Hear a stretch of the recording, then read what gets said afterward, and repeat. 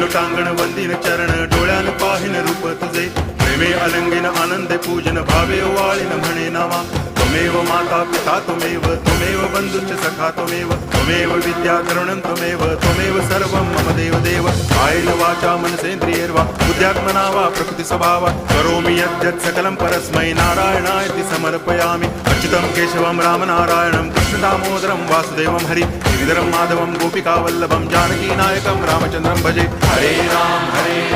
Ram Ram Hare Hare Hare Krishna